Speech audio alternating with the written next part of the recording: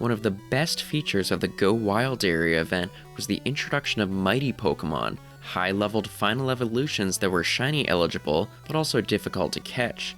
Despite this, these Pokémon were a hit for many, and I'd really like to see that expanded upon, so let's talk mighty Pokémon.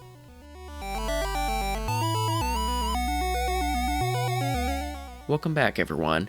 For years, we thought that there's been a lot of untapped potential with evolutions of Pokémon in Go, and there still is. Besides a select few who have baby forms like Togetic and Magmar, plus those that have mega evolutions like Garchomp and Swampert, evolutions aren't shiny eligible. I think adding shiny eligibility to evolutions could make events a lot more refreshing, whether it was shiny Vanillish debuting with a holiday event, or shiny Graveler and Boldore releasing during an adventure week. But that's more of a discussion for another day. Mighty Pokémon served a different purpose, being shiny eligible final evolutions, but specific to the Wild Area event itself. They also had the perks of being able to spawn at over level 35, which is the normal cap for wild Pokémon, plus having a higher 13-13-13 IV floor. Without these mighty Pokémon, I think the Wild Area would have felt a lot less special, but I also think embracing them in other events would be really fun. The big example is Go Tours. For example, imagine if during the Go Tour Unova, we had mighty forms of all the Unova Calm Day Pokémon spawning, from the starter final evolutions, to others like Gigalith and Chandelure, to the big ones like Hydreigon and Haxorus. And of course, all these mighty Pokémon would have their Community Day moves when caught during the tour.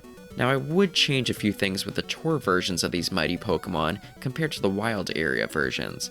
The Safari Balls seem like something that should stay exclusive to the Wild Area, though I'd still be happy to see them if they brought them back for the Go Tour. If they were left out though, I think the tour's mighty Pokémon could be made just a little bit easier to catch. They'd still be difficult, and many would run, but you'd have a slightly better time catching them with plain Ultra Balls and Golden Raspberries. I'm sure there will be a lot to do during the Go Tour Unova with catching, raiding, and hatching, but I think adding mighty Pokémon would make for a nice addition for groups to chase. But outside of the Go Tours, I think mighty Pokémon would make for a nice addition to Community Days as well. Still rare and hard to catch, but could you imagine the excitement of finding a shiny mighty Como-O on the future Jangmo-O Community Day? This would also make the Community Day tickets a little more enticing, seeing that they always reward an encounter with the final evolution of that respective Calm Day, so it would then become a mighty Pokémon if you redeemed it during the event. Now I will recognize that mighty Pokémon should still be used sparingly. They're an extremely cool addition, one that I think would enhance tours and community days, but they also shouldn't be thrown into every event.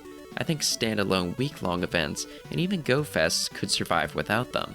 Let them be special, rare encounters for specific events rather than the new weekly occurrence.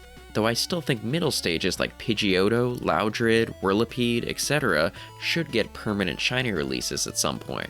Now though, we're turning it over to you. Did you enjoy mighty Pokémon during the Go Wild Area, or were you not a fan of them?